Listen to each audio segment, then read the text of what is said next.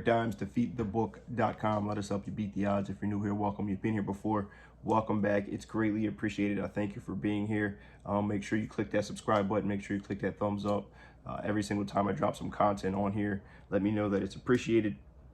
And that you guys are receiving and taking advantage of it. All right, we had a nice free pick win for you yesterday. We had the Detroit Lions laid to 6.5 points. Thought it'd be a greater margin of victory. Second half, their last 3 or 4 drives they played and started to score in a row. I expected it a little bit earlier, but they got the job done for us there in that one. How about Bowles not using his timeout there and making the Lions take a field goal? Very odd. A lot of weird coaching decisions yesterday, but we were able to cash it for you. So hopefully we get you another one here today. All right, $19.99 is the day pass. Everything that you need is going to be down below. Be patient. I'm going to update the website here today with some current streaks and then catching up on what we've done week to week. And plug and plays in and all those types of things. All right, so shorter college basketball card here today. We'll have some NBA as well. TikTok, Twitter, Instagram. Make sure you're following Bryce. The social media links are down below. The website is down below. All right, has all the information you need. An email if you have a question you want to shoot me. Drop your best bets down below. I like to get the comment section rolling as well. I like to respond to you guys and have a little bit of back and forth. But let's get into it without further ado. Too much talking for me. 9 o'clock game here tonight. Big 12 matchup. Kansas Jayhawks returning back home after a shocking loss to West Virginia there. In a game where they saw West Virginia make 12 threes, 57% from three-point land was the Mountaineers there in that game, in a game that they lost. So 91, I think it was 91-85 that game was, something like that they lost. That matchup, returning home to Allen Fieldhouse, we know it's very tough to for them to lose there. Undefeated this season for the Kansas Jayhawks. They're going to take on Cincinnati now, who's now lost 3 of their last 5. Really struggling to turn the corner. They played some very close matchups and some very tough teams close. They went on the road and faced Xavier earlier this year and lost a tough, close battle there. They did go on the road and beat BYU. I believe they were 10-point favorites. Yeah, 10-point favorites there against BYU. They won that one outright. Where they really dominated and took them to the free throw line. They were 9 of 24 from the free throw line there in that matchup. They did have Baylor. They were dogging that in games that are 6 points or more. They're 6-point dogs or greater.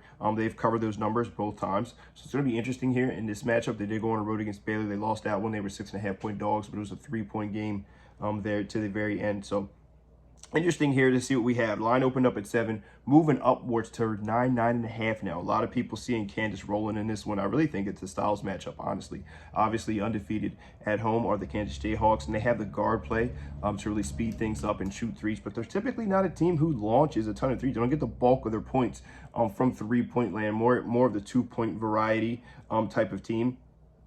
And similarly is Cincinnati, right? Cincinnati doesn't shoot a lot of threes, but they make it a decent clip.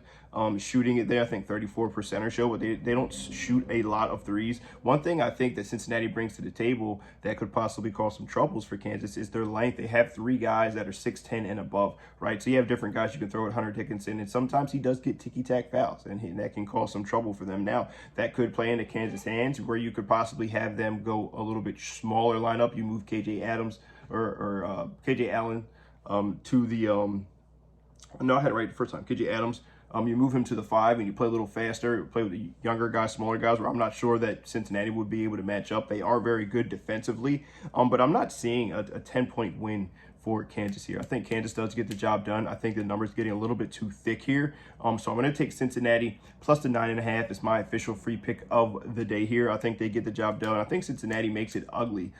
Very physical team, likes to get to the basket, try to get to the free throw line. I think the size causes a little bit of issues for Hunter Dickinson here. And Kansas is a larger team, but it's more of like the forward variety, 6'7", 6'8" guys that are more versatile and dynamic. So it'll be interesting to see how this one plays out, but I think the number is a little bit too thick for my liking. Cincinnati plus the 9.5 is my official free pick of the day. Let me know if you agree, you disagree, whatever the case may be. But for now, I'm going to go ahead and go with the Bearcats to get back into play here in the Big 12 conference play. As we're seeing now with all these new faces in the Big 12 has been a jumbled up mess. How about Texas Tech on top of the Big 12? But Double D, Derek Dimes, defeatthebook.com. Let us help you beat the odds. Best of luck if you decide to tail. But either way, hope you guys have a fantastic Monday. Good luck.